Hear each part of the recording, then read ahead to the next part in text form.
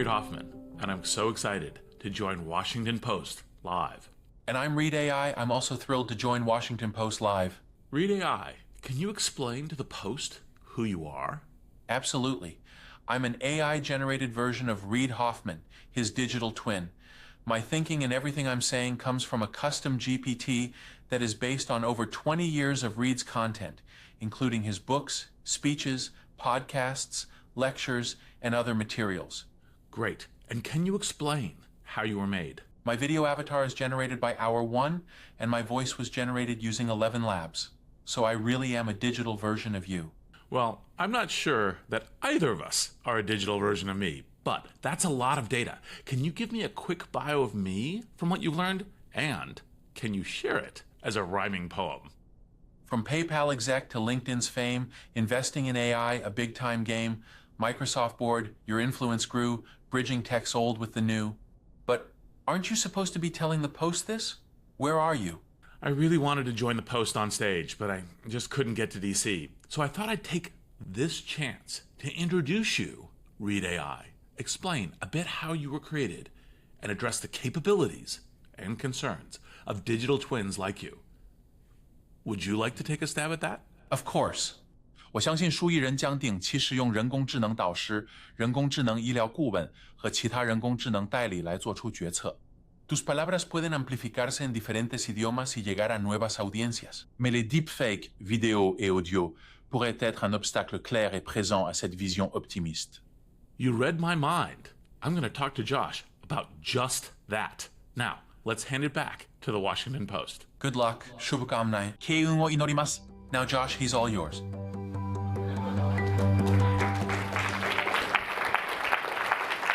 Hello and welcome. What a wonderful and insane way to open the proceedings today. I am Josh Tiringale. I am the AI columnist of the Washington Post. You have already met our next guest, Reid Hoffman, who is the co-founder of LinkedIn and Inflection AI. He is also a partner at the VC firm Greylock. But you should applaud him again, because it's only him this time. So please, give Reid a round of applause. We are going to get to all the downstream consequences and implications of Reid fakes and deep fakes and all sorts of other things. I actually want to start in a place that's a little bit maybe unexpected. Of all of the people that I have encountered who are working in AI, regulating AI, talking about AI, you actually are the person who has the most unadulterated joy at working with these tools. Why? What do you love about them? Well, as part of what I said in Impromptu, it's an amplification of human intelligence. It's the question of cognitive capabilities, and that amplification, whether it's our creativity, our ability to have insight, our ability to make, do more things. It's superpowers of the mind. It's a cognitive industrial revolution. Like, we can shape that to being more human, to being our better self, and that is awesome. So hence, try to transmit the energy. And of the tools that you've used, I mean, obviously you're making some of them, but what are the couple of the favorites that you like to mess around with the most? Well, I mean, obviously, to some degree, Inflection and Pi, always has a close place to my heart. But obviously, ChatGPT, I think is really good. I think Midjourney is amazing. I myself, I think I've given you a couple of images made in Midjourney, right? So yeah. I want to just be clear with the audience. All of what you saw with Reid AI was made on commercially available technology. There was some cutting so that Reid could be speaking to his digital twin. That we actually had to do with post-production. But is the day coming when you think everyone is going to have an AI twin like Reid AI? And what would that do for a normal person? So I think everyone's going to have an agent. It might very well end up with a number of people having digital twins in terms of how it operates. But I think the people who have digital twins will be a question of, do they need to have a kind of a broader, kind of engagement with the audience, media, attending Washington Post online, other kinds of things. But I think everyone's going to have an agent or multiple agents actually, that represents them out in the world and helps them navigate. And what's going to be startling about that is how quick that's going to be. It's going to be quicker than the internet, quicker than mobile, in part because it builds upon them in terms of how it operates. And so that is, I think, um, kind of where the everybody part of it is. But some of us will also have digital twins, which will speak Chinese, even though languages are my super weak, my kryptonite. I cannot do languages worth beans. I wish I could, but now I can because of a digital twin. And so just to hammer home that distinction, you suspect that for most people what will be happening is we will get some information and they will be able to use this digital twin to go out into the world, to accomplish tasks for them, to bring some of those tasks back, get some answers.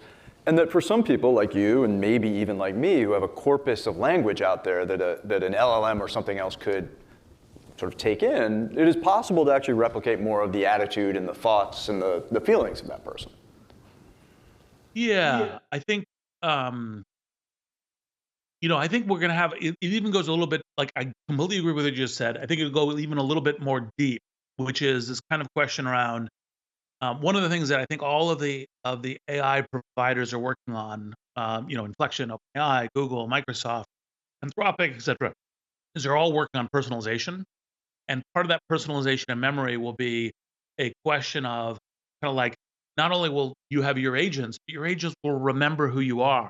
They'll remember the conversation, the dialogue, the expressions of interest, um, kind of wants in terms of what's happening, and that will help you navigate. Now, obviously, people most often go to the psychologist, coach, therapist thing, which can be important sometimes. By the way, you're super depressed, you're home alone at midnight, and in something that's kind of compassionate there to talk to you can be a very good thing. Um, but it'll also be kind of questions of like, hey, when I go to Rome, I really like art, and the after hours tour of the Vatican Museum is the thing to suggest to me, and or when I'm going to the work, it says, oh, you got to remember to do these three things, today, because those are what you were mentioning was priority yesterday. So these are the things to remember. And all of this is part of how we're going to get amplified by agents. You recently gave a speech in Perugia, which I imagine is a very lovely place to give a speech, largely about the value of synthesis, which I thought was very, in some ways, very autobiographical. You're one of the very few people I know who can actually synthesize the values and cultures of Silicon Valley and Washington, D.C. What I want to ask you to do, though, is explain to us what they don't get about each other. Where are they not synthesized? Oh, good question. Um, I'll start with the easy one, which is Silicon Valley to DC, which is, a lot of Silicon Valley people flock to Silicon Valley, grow up in Silicon Valley with the belief that the big Archimedean lever to change the world is the building of technology and scale technology. Because you can do things like create the whole AI revolution, you can create the internet, you can create mobile, and smartphone. I mean, Steve Jobs, every technology company is one great product away from a revolution, hence the iPhone, and kind of the resuscitation of Apple's, prominence and fortune. Like, 20 years ago, you never would have thought Apple was where it was in the world as a function of this. But what they don't get, because of all that, strengths and weaknesses tend to have a blind spot of each other, is what they don't get is, kind of the importance of government, the importance of a shared environment, the importance of dialogue around policy, the, the importance of not just creating great technology, but how you're doing that within a social framework, and with, kind of at the very least conversation in terms of the shaping up, but also, of course, like because you know what allows us to create this amazing creative place in Silicon Valley is the culture and laws and economy of the U.S., which is in part due to its governance system, right? And so buying into that governance system and doing it. So that's part of the reason why any, kind of leader within the U.S. government who comes to me and says, "Hey, can you give me some advice about, anything that I know about?" I will do it not as an industrialist, but as Reid, as a way of doing it, because I think that's super important, and I try to play that voice within Silicon Valley about how to pay attention to DC. Now, on the DC side, there's a few things. I mean, one is a tendency to say that the only thing that matters to a bunch of the Silicon Valley people is making a ton of money and profit. And actually, in fact, a substantial thread with many even controversial Silicon Valley figures is a mission to change the world. Is this kind of notion that no, I'm doing this thing to change the world. Now, of course, money and profit part of it, and it isn't saying it is not like, oh, it's altruism. It's like no, there's the strength of capitalism is lining interests with good output for humanity and society is part of is part of what it does a particularly good job at doing in some ways, some important ways. So that's one. The other one is like, for example, roughly speaking, here might be a very good way for you and the audience to think about stuff. Any scale problem in the world, whether it's climate change, whether it's economic justice, whether it's criminal justice, whether it's international relations, 30 to 80% of the solution is technology. And so you have to have a theory about how that technology actually gets built and understand what are the patterns by which scale technology gets, because it isn't just like, oh, hire an engineer and they do it. That's not the way it works, right? There's a whole system in terms of doing this. And so the question is like what I would advocate from the Washington D.C. perspective, where there's a complete blind spot, is to say because DC is all about scale problems. Every problem, what's your technology strategy? And that's not an IT strategy. That's not like Windows or Mac, right? That's what's the technological set of capabilities that are being developed, that might exist, being developed, could be developed, that could help change this thing. And that they just tend to think is like kind of like it happens or it doesn't happen accidentally. Of course not. So it's a great answer. I mean, I think we have two attempts at synthesis when it comes to AI and regulation. I just want your very quick take on the Biden executive order and the AI Senate roadmap. What do you think? So the executive order, I thought the Biden administration did a great job on kind of AI, because it was a dynamic process through a set of things. First was call in the major tech developers and push them hard on voluntary commitment. Say, what are the things that you could do that would really make a difference? And let's tell you what our concerns are, and let's ask you hard questions, and let's try to figure that out and get you to sign up. Because there wasn't just oh, sure, sign up. And it was like we're pushing you. We want you to do more. We want you, like, what could you do on this? Could you make some commitment on this? No, that's not strong enough. Make it better. Got that set. And then said, okay, now we have this. How do we begin to have this as policy within our country? And obviously, one of the things that the Biden administration cares a lot about is it's following law and everything else. So it said, okay, well, we have this Production Act, and what's the limit of what we can do? What could we do as a kind of a guidepost to Congress? What could we do as a guidepost to the rest of the world? So here's a set of ways in which we take key elements of the voluntary commitments and we put them into, kind of an executive order in terms of how to operate.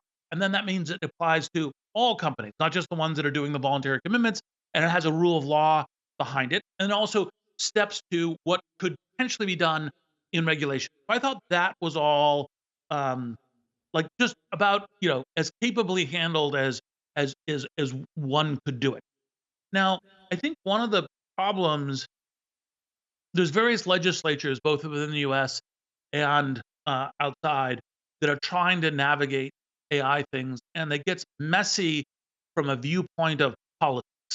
And so it's kind of like, well, we want to do the following thing because it's in the press, make it like, hey, we're good on privacy, or we're trying to do something for union jobs, or these other kinds of things, which then create a very suboptimal event, possibilities. Because here's the thing to really remember: this is the cognitive industrial revolution. Just like the steam engine and the industrial revolution created the modern world in terms of like the productivity for superpowers of transport, construction, all of the things that enabled the middle class. This is the cognitive industrial revolution. The same kind of thing for having a medical tutor, or having a kind of a medical assistant or a tutor in your pocket in terms of how to operate. And AIs can help recreate all these industries. And that's the thing that's actually really important. And while people tend to say, well, I don't want to recreate industries, look, that was the difference between the countries that embraced the Industrial Revolution and those that didn't, relative to economic futures. The same thing is true on AI. And so we need to be going, how do we get to there in the future and have that reinvention of industry to benefit society? And how do we have the societies that we care about, Western democracies, fully embracing that in ways that help the prosperity of both the countries and, kind of our proposal of kind of what the world order should be. You were involved with OpenAI and a lot of the leading AI researchers and companies many years ago when saying the letters AI publicly was not exactly welcome.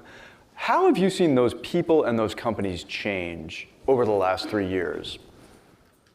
Culturally. Well, culturally, how have they yeah. changed? Yeah, well, I could give an answer. That's a great question. I could give an answer to that for the next day, right? Which we don't have. Well, if it's juicy, I think these people would be happy to have it. So just, yeah. Look, I think there's a whole set of different threads. One is moving from science fiction exponentialism to a realization of what's actually in fact happening, and watching people go, "Oh my God, it's working so much faster than humans. Is this going to be the next species?" To, "Oh, look, it's going to take us 5 years to get this really integrated into the right things." you know, like that kind of shift, I think, is one. Now, some of that shift then comes into the people who go, my value is that I'm yelling, "Danger, Will Robinson" to the humans. The robots are coming. They then get more strident in that perspective versus realizing what the changes are, and that's part of where the safety dialogue tends to sometimes get misshapen, because what I try to get people to think about as the safety dialogue is, this is a human amplifier. What do humans with bad intent, what can they do with cyber criminals, terrorists, rogue states? Focus on what they might do, right? And sure, pay attention to the sci-fi stuff. Like, no harm. Let's have that conversation. But like, you order what problems. So I think one shift is to this kind of like, oh shoot, we're actually now really seeing what's happening, what the next few years look like, the next 5 years look like. It's from science fiction to kind of what is the shift in kind of human societies and what is the work. I think another one is kind of this question around uh, you know, like, how do we think about, you know, we are one of the things I describe in Impromptu and the Bologna speech and the Perugia speech, like, we are homo techne. We evolve through our technology. I mean, this is technology. We're talking through technology. What it constitutes to be a human being happens with technology, our epistemology, how we learn things. How do we actually involve, like, what do we take as those key human values in what you're doing? And I think that dialogue is increasing too. Not just like, oh, we're now creating this new amazing technology, but how is it a humanist technology? And I think that culture is growing as well. Have you seen anything that you would say is either out of control or anti-humanist? Well, there's certainly worries in it. Competition, competitive things between companies could create risks. Now, it also creates value too, but it could create risk. I think that there's some technologists who are like, we're just going to create the robots, right? And you're like, okay, you know, let's be careful about how we create the robot, whether it's autonomous weapons or whether it's provisioning capabilities in rogue states or terrorists. Because you have to think about, like, when you say it's human amplifying, that's great when it's doctors, that's great when it's teachers, that's great when it's firefighters and in other kinds of. It's not so great when it's a terrorist or a criminal. And so what's the way that we shape that better? And you're never going to be able to be perfect about it, but how do you shape that? And there's people who are blind to that, and that's the kind of thing that I worry about. So the next event horizon on the perspective of the collision of Silicon Valley and AI and all of that technology with potentially the worst of what humans can do as far as amplification, and Washington is this November. Do you have concerns about misinformation and what we may see? Because as you've said many times, the technology moves faster than legislation. I think everyone in this room probably would agree with that. What do you see coming, and are you concerned about them? So, look, if I could wave a wand and just not have quote unquote deep fakes able to be produced anywhere in the world for the rest of this year, I would wave that wand just to not have the variability and instability. And the variability is not just what might get created, like, this kind of Republican operative in New Hampshire creating robocalls saying, don't vote. Biden says don't vote.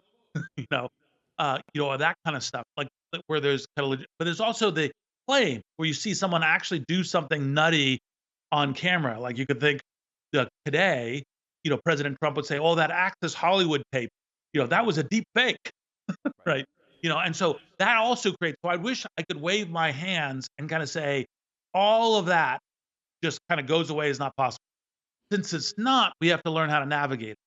And that's a little bit of the reason why I started kind of experimenting with it and kind of showing what some of the virtues are, like human connecting through speaking languages. It's kind of the way of doing. But that is a deep concern, and our antagonists to democracy, Putin, other folks, they're all in for creating disorder. And how do we sort out, like, to live in a healthy democracy, we need to be having conversations which are truth finding. Like we learn together as we go to time. This is one of the reasons why, institutions like the Washington Post and events like this are so important, because those institutions that are dedicated to truth and need to have that anchor are extremely important. And generally speaking, deep fakes don't start by helping. We're going to have to wrap up in a minute, but I just want to point out, you started a podcast called Possible, and it's really focused on the best possible outcome of this very strange, worrisome moment we're in. So I want you to just hit us with it. 10 years from now, what's possible? What's plausible? What does it look like as it relates to AI? I'm not going to ask you to predict the future on all realms, just as it relates to AI. What's possible? So, this is the general way to look foolish. You make a specific claim 10 years in advance, and then it's like it's never that way. The future is sooner and stranger than you think. One of the things that I think is probably most startling about AI, anyone who has greater than a 2-year vision out is either deluding themselves or you, right? So now that being said, if you ask me to guess kind of what 10 years look like, I think we create a set of kind of AI agents that are in the upper decile, 5 to 10% of human capability across a wide number of tasks. The humans are still very important for that, because the judgment and context and kind of like which of these things apply to which and how do you make it better, like the human plus the machine will still be a much more highly performant thing. And that this will be the universe by which we tackle every cognitive task. Like when I go, hey, I'm thinking about the conversation I'm about how with Josh, I'll have an agent talk to me beforehand. And when I'm having this conversation with you, I'll have an agent that's listening. And then when I get off says, oh, you didn't make that point about the medical agent that well. And you could have done that much better to make sure everyone understands that it can help children, and that kind of thing. And I think all of that will be commonplace. All right. Reid, thank you so much. It's always a pleasure. Folks, Reid Hoffman.